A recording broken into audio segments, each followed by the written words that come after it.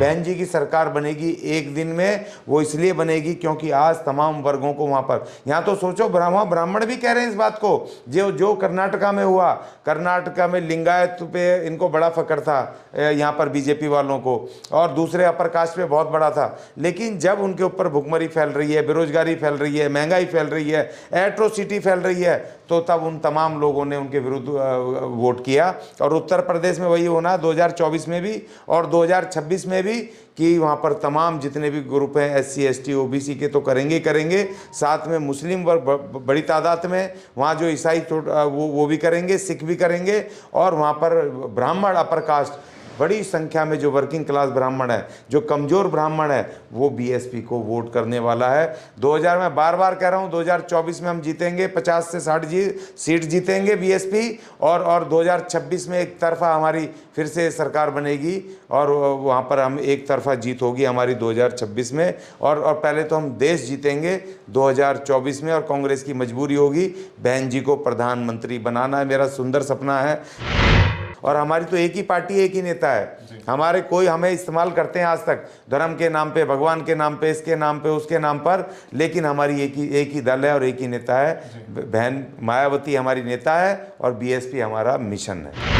नमस्कार, मेरा नाम है सुरेंद्र सिंह और आप देख रहे हैं SM न्यूज़। अशोक अज्ञानी जी हमारे साथ हैं, जो किसी नाम तारीफ के मोहताज नहीं है। स्वागत है अशोक जी आपका हमारे चैनल। धन्यवाद सर। अशोक जी, लगातार मंचों से पिछले 2 साल से हम देखते हुए आ रहे हैं कि आप बसपा की बात कर रहे हैं। बसपा की आप ना पदाधिकारी हैं, ना कोई आप मेंबर हैं, ना कोई ऐसी पार्टी के लिए आप बहुत ज़्यादा कार्य करते हैं, लेकिन बसपा की आवाज़ को लगातार बुलंद करने का कार्य करते हैं। लेकिन आपने कहा था कि 2024 के अंदर बहन जी प्रधानमंत्री बनेगी, वो आपके सारे आंकड़े धराशायी होते हुए नजर आ रहे हैं, क्योंकि अभी जो चुनाव हुए हैं निकाय के और मेयर के, उसके अंदर बसपा की बहुत ज़्यादा बढ़ोतरी नजर नहीं आई है। क्या कहना चाहेंगे? देखिए, पहली बात तो ये कि बसपा के अलावा हमारा कोई पॉलिटिकल विकल्प नहीं है जी। जो वोटर भी होते हैं, वोट डालते हैं, वो सारे मेंबर नहीं होते, पदाधिकारी नहीं होते। बहुत सारे लोग होते हैं बिना मेंबरशिप के, बिना पदाधिकारी होने के नाते अपनी विचारधारा को, अपने मिशन के साथ रहते हैं। उनमें से मैं भी एक हूँ, क्योंकि मैं भी मान्यवर कांसीराम जी के उस मिशन को, बाबा साहब के उस बहुजन मिशन को लेकर के मैं उसको सपोर्टर हूँ, बड़ा सपोर्टर हूँ। और मुझे पता है कोई पॉलिटिकल पार्टी हमारी है नहीं, सिर्फ BSP के अलावा। और दूसरी बात, जहाँ तक आपने कहा कि 2024 में मैंने कहा था प्रधानमंत्री बनेंगे, और मैं उस बात पे पूरी तरह कायम हूँ आज भी। और ये जो निकाय चुनाव गए हैं, निकाय चुनावों ने और उसको बात को और शक्ति दी है, मुझे और आशा जगी है जिस तरह के परिणाम आए हैं।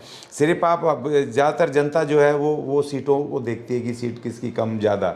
वहाँ जो सत्ताधारी पार्टी है वो नहीं जीत पाई, उनको निर्दलीयों ने हरा दिया, निर्दलीय ज़्यादा जीते हैं वहाँ पर। और जो सबसे बड़ा वहाँ पर गठबंधन था समाजवादी पार्टी का और RLD और अन्यों का, वो भी नहीं जीत पाए, वो भी हार गए, उनके पास भी नहीं हुए। लेकिन इस चुनाव में एक बड़ी बात हुई है कि बहन जी वोटों में दूसरे नंबर पे आई है। दूसरे नंबर पर बहुजन समाज पार्टी के वोट पहुंच गए हैं। उत्तर प्रदेश के निकाय चुनावों में बहन जी सेकेंड नंबर की वोट लेने वाली पार्टी हो गई है BSP। और दूसरा, वोट परसेंट बहुत तेजी, बहुत बड़ी ताकत के साथ बढ़ा है, बहुत उछाल मारी है जो उसमें बहन जी के वोट परसेंटेज में। और तीसरी बात ये कि बहन जी ने जिस तरीके से अभी जो संगठन को, जिस तरीके से उन्होंने पिछले 5-6 महीने के अंदर जिस तरीके से उसको ओवरऑलिंग किया है, उसमें परिवर्तन करें, नई नई चीज़ें करी हैं महिलाओं के लिए, युवाओं के लिए। और सबसे बड़ी बात ये कि बहन जी ने जो सामाजिक इंजीनियरिंग, जो सोशल इंजीनियरिंग जिसको कहते हैं, उसमें जो OBC के जो वीकर सेक्शंस हैं, वो जातियाँ हैं, उनको उन्होंने आगे लाया है, संगठन में काम दिया है, उनको जिम्मेदारियां दी हैं। और जो SC STs की अनुसूचित जाति की जो दूसरी जातियां जो हमेशा से हम भी वो करते थे, शिकायत करते थे कि बहन जी वाल्मीकियों को वहाँ प्रतिनिधित्व नहीं देती, संगठन में या टिकट नहीं देती, आगे नहीं बढ़ने देती। इस निकाय चुनावों में भारी तादाद में बहन जी ने वाल्मीकि समाज को टिकट भी दिए हैं और उनको जिम्मेदारियां भी दी हैं, बड़ी बात है। और तीसरी बात ये कि इस बार मुस्लिम समाज ने बहन जी के ऊपर, BSP के ऊपर एक बार फिर उन्होंने विश्वास वो जताया है। और मुझे कई फ़ोन आए वहाँ से मुस्लिम समाज के उत्तर प्रदेश से कि हम बहन जी को इस बार बहन जी को ही देखेंगे, क्योंकि और कोई नहीं है, क्योंकि सब वो गुंडागर्दी में विश्वास रखते हैं, सब तानाशाही में विश्वास रखते हैं। लेकिन बहन जी का जो शासन था 5 साल का, उसमें तमाम लोगों ने देखा कि गुंडागर्दी तो छोड़ो, गुंडागर्दी करने वाले बॉर्डरों से भाग गए और वहाँ पर लॉ एंड ऑर्डर मजबूत था, स्कूल बने, कॉलेज खुले, वहाँ महिलाओं को प्रोटेक्शन मिला, वहाँ SC STs को प्रोटेक्शन मिला, वहाँ पर जो ओबीसी क्लास थे उनको जो काम मिले, व्यापारों में आगे बढ़ाया गया, वहाँ पर भूमि सुधार हुआ, घर बने, मकान बने, और वहाँ पर पुलिस से लेकर के शिक्षकों की भर्तियाँ हुई। तमाम सेक्टर, तमाम वर्गों के लोगों को अलग अलग उनकी ज़रूरतों के हिसाब से बहन जी ने पूरी कोशिश की। और मैं बार बार कहता हूँ, पूरी दुनिया में सिर्फ 6 या 7 कंट्री हैं जिनमें कि जो नोएडा में जो कार रेसिंग सेंटर जो वहाँ पर बना हुआ है स्टेडियम, और वहाँ पर उस स्टेडियम बनने से वहाँ के आसपास के लोगों को करोड़ों करोड़ रुपए मिले, उनकी आर्थिक स्थिति सुधरी, उनको रोजगार मिले, व्यवसाय मिले। पूरी दुनिया में जहाँ 6-7 कार्ट ट्रैक, इतना महंगे कार्ट ट्रैक, वो बहन जी ने अपने बल पे केवल उत्तर प्रदेश सरकार ने यहाँ नोएडा में बना के दिखाया। इनको तो शर्म से डूब मरना चाहिए कि बहन जी के शासनकाल पे उंगली उठाते हैं। तो इसलिए मेरी तो आशाएं जग गई हैं, क्योंकि अब कांग्रेस की मजबूरी होगी।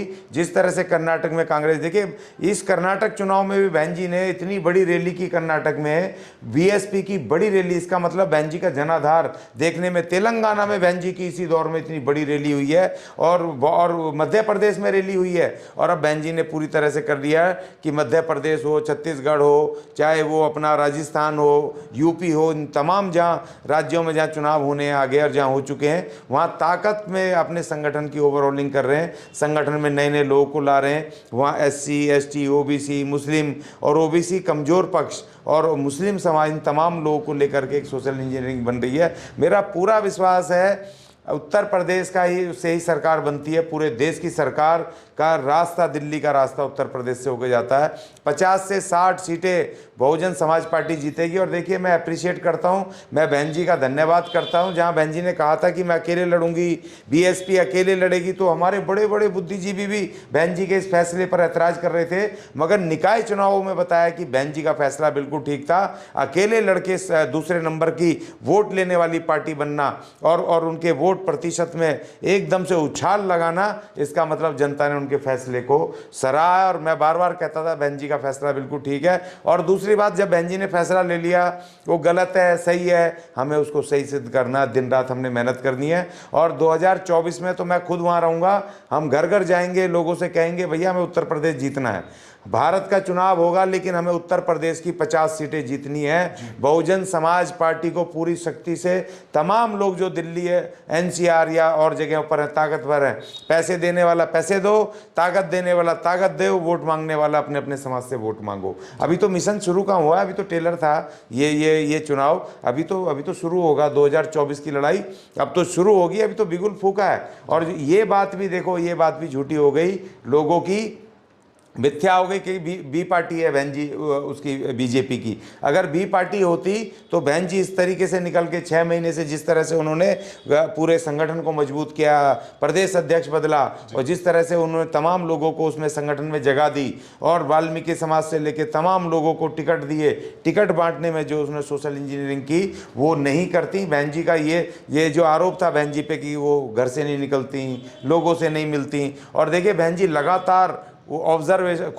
खुद मॉनिटर कर रही है हर चीज़ को, तमाम उसको। और देखिए, जो सबसे बड़ी बात ये, जो बहुजन सेना बननी है, जो बहन जी ने एक खूबसूरत सपना सामने रखा है बहुजन सेना का, उस बहुजन सेना का मैं स्वागत करता हूं। और हम बहन जी के साथ हैं हर तरह से। और हमारी तो एक ही पार्टी, एक ही नेता है। हमारे कोई हमें इस्तेमाल करते हैं आज तक धर्म के नाम पे, भगवान के नाम पे, इसके नाम पे, उसके नाम पर, लेकिन हमारी एक ही दल है और एक ही नेता है। बहन मायावती हमारी नेता है और बीएसपी हमारा मिशन है। जी अशोक जी, देखने में आया है कि इस वक्त सपा के लोग भी बोल रहे हैं कि बहन जी इस वक्त ख़त्म हो गई हैं, कांग्रेस भी यही बात बोल रही है, और बीजेपी भी लगातार इसी बात को बोले जा रही है कि बहन जी का वो जनाधार नहीं है, वो ताकत नहीं है, और बहन जी एक ही चुनाव के अंदर ख़त्म हो जाएंगी। क्या कहेंगे? देखिए, ये बड़ी बात है। जब दुश्मन आपको गालियां देने लगें, दुश्मन आपके विरुद्ध साजिश करने लगें, तो इसका मतलब कि आप शक्तिशाली हो रहे हैं, आपकी ताकत पुनः बढ़ रही है, शक्ति आ रही है। जब बीजेपी अपोजिशन पार्टी वो कह रही है, समाजवादी पार्टी को क्या लेने देना? अगर मैं कमज़ोर हूँ, बीएसपी कमज़ोर है, बहन जी कमज़ोर है, तो उसको प्रेस कॉन्फ्रेंस करके क्यों कहना पड़ रहा है कि बहन जी ये तो बीएसपी खत्म गई, बी पार्टी, ए पार्टी, सी पार्टी, ये कहने की जरूरत क्या पड़ रही है इनको? इसका मतलब इनके अंदर डर बैठ गया कि अब बहन जी इस चुनाव से पता चल गया ना वोट कितना बढ़ गया, वोट परसेंटेज कितना बढ़ गया। और उसी तरीके से जो दूसरे नए नए वर्ग थे जिनको ये अपना मान रहे थे, उन्होंने बीएसपी के साथ वोटिंग की है, खुले रूप से वोटिंग की है। आपने देखा लोनी के अंदर किस तरह मुस्लिम कैंडिडेट अपने उस विधायक से, जो हिंदूवादी विधायक है, उससे लड़ रहा था, नंद किशोर गुर्जर से ऑन लाइव लड़ रहा था, बहन जी की शक्ति पे लड़ रहा था, और उसको वोट नहीं डालने दे रहे थे मुस्लिम समाज को। ये तमाम लोग रोकने की कोशिश कर रहे थे। अब समाजवादी पार्टी इतना बड़ा दल लेकर के, वहाँ आरएलडी लेकर के और ये अन्य को लेकर के, जब उसको वो हार गई और बीएसपी से कमज़ोर पड़ गई, तो अब ये बहन जी को टारगेट कर रहे हैं। और मैं इस बात का मैं तो स्वागत कर रहा हूँ कि भाई इसका मतलब जब दुश्मन आप पे ऊपर बोलने लगे, आपकी बुराई करने लगे, आप पे छीटाकसी करने लगे, आपका विरोध करने लगे, आपको बदनाम करने लगे, इसका मतलब कि हम शक्तिशाली हो रहे हैं। और एक बड़ी अच्छी ये प्रतीक है, और मुझे कहने की ज़रूरत नहीं, अब तो उन्होंने कह दिया। नहीं तो अगर हम बिल्कुल कमज़ोर होते तो कमज़ोर का कभी कोई नाम नहीं लेता। लगातार आप बसपा की टाल ठोकने लग रहे हैं, लेकिन बसपा का इस वक्त जो है, इस वक्त देखिए बीजेपी की एक पार्टी है, उसके तमाम संगठन हैं, लेकिन बहुजन जो 85% कहे जाते हैं, वह आज बहुत सारी पार्टी संगठनों में बट गए हैं, जिसकी वजह से वोट ऑफ परसेंटेज भी बढ़ जाता है। असदुद्दीन ओवैसी की बात करें, जो इसका कोई जनाधार नहीं था उत्तर प्रदेश के अंदर, वो भी निकाय चुनाव में बढ़ोतरी दिखाती है, जबकि लोग यूं भी कहते हैं कि बीजेपी की टीम है, इस तरीके से लोग कहते हैं। तो किस तरीके से आप जीतेंगे, क्या आंकड़े हैं, किस तरीके की कोई रूट मैप है, वह हमें बताएं। जी देखिए, ये अलग अलग फॉर्मेट, अलग अलग तरीके का ये सब होता है, और ये डेमोक्रेटिक राइट है। बाबा साहब ने बड़ी खूबसूरती के साथ आर्टिकल 19 में हमें बहुत सारे संगठन, पार्टियां बनाने के अधिकार दिए, क्योंकि उनको पता था, उनको इस बात का पता था कि अगर मैं ज़्यादा पार्टियां बनाने का अधिकार नहीं दूंगा, 2 पार्टी सिस्टम रहेंगे, तो ये 2 पार्टियों में दोनों ही मनुवादी, दोनों पार्टियों के मुखिया बन के कब्जा कर लेंगे, और हम मेरे लोगों को आगे जगह नहीं मिल पाएगी, ना वो पार्टी बना पाएंगे। और दूसरा तीसरा ये सबसे बड़ा काम कर गए कि इंडिपेंडेंट का क्लॉज डाल गए, वो सीधा टिकट साइन करके छोड़ गए, सीधे जनता को पावर है। जो आज साबित हो गया कि बाबा साहब की दूरदर्शिता, इंडिपेंडेंट लड़ने वाले कैंडिडेट आज उत्तर प्रदेश में जो वहाँ सत्ताधारी पार्टी है उससे ज़्यादा जीते हैं, तो ये बाबा साहब की एक जीत हुई है। और तीसरी बात मैं वापस आऊँगा, बहन जी की सरकार एक दिन में बन सकती है, एक दिन में, और बनेगी, हर हालत में बनेगी। 24 में तो हम यहाँ जीतेंगे, और 25 में 2026 में बहन जी की सरकार बनेगी एक दिन में। वो इसलिए बनेगी क्योंकि आज तमाम वर्गों को वहाँ पर, यहाँ तो सोचो ब्राह्मण भी कह रहे हैं इस बात को, जो कर्नाटका में हुआ, कर्नाटका में लिंगायत पे इनको बड़ा फकर था, यहाँ पर बीजेपी वालों को, और दूसरे अपर कास्ट पे बहुत बड़ा था। लेकिन जब उनके ऊपर भुखमरी फैल रही है, बेरोजगारी फैल रही है, महंगाई फैल रही है, एट्रोसिटी फैल रही है, तो तब उन तमाम लोगों ने उनके विरुद्ध वोट किया। और उत्तर प्रदेश में वही होना 2024 में भी और 2026 में भी, कि वहाँ पर तमाम जितने भी ग्रुप हैं, SC ST OBC के, तो करेंगे, साथ में मुस्लिम वर्ग बड़ी तादाद में, वहाँ जो ईसाई वो भी करेंगे, सिख भी करेंगे, और वहाँ पर ब्राह्मण अपर कास्ट बड़ी संख्या में, जो वर्किंग क्लास ब्राह्मण है, जो कमज़ोर ब्राह्मण है, वो बीएसपी को वोट करने वाला है। 2000 में बार बार कह रहा हूँ, 2024 में हम जीतेंगे, 50 से 60 सीट जीतेंगे बीएसपी, और 2026 में एक तरफा हमारी फिर से सरकार बनेगी, और वहाँ पर हम एक तरफा जीत होगी हमारी 2026 में। और पहले तो हम देश जीतेंगे 2024 में, और कांग्रेस की मजबूरी होगी बहन जी को प्रधानमंत्री बनाना है। मेरा सुंदर सपना है, ये मेरा नहीं, बाबा साहब का और मान्यवर काशीराम जी का ये सपना है, इस देश के तमाम उन लोगों का, SC ST बहुजन्स का, कि जो बाबा साहब में आस्था रखते हैं, जो काशीराम जी में आस्था रखते हैं, और जिनको पता है कि मेरे संविधान में जो आस्था रखते हैं, मेरे अधिकार सुरक्षित रहें, वो तमाम लोग इस सुंदर सपने को साकार करने के लिए मेहनत करेंगे, और सपना साकार होगा। सपना साकार होगा, ये कहना है अशोक अज्ञानी जी का बसपा के लिए। और बसपा को क्यों वोट करेंगे, उसका बहुत बड़ा कारण है, जिस तरीके से लगातार आज कोई भी जाति धर्म का विशेष हो, SC ST OBC माइनॉरिटी, यहाँ तक कि ब्राह्मण हो, ठाकुर हो, सबके ऊपर लगातार एट्रोसिटी बढ़ती जा रही है, महंगाई की मार लगातार बढ़ती जा रही है। तो कहीं ना कहीं एक जो मजबूत संगठन, मजबूत निर्णय, और जो एक सशक्त शासन देने वाली सरकार है, वो एक बसपा है, जो एक मजबूत हाथों में आने के बाद ही देश के अंदर कुछ परिवर्तन हो सकता है, ये कहना है अशोक अज्ञानी जी का। और अगर ऐसा होता है तो लोग कहीं ना कहीं बसपा को समर्थन में जाएंगे।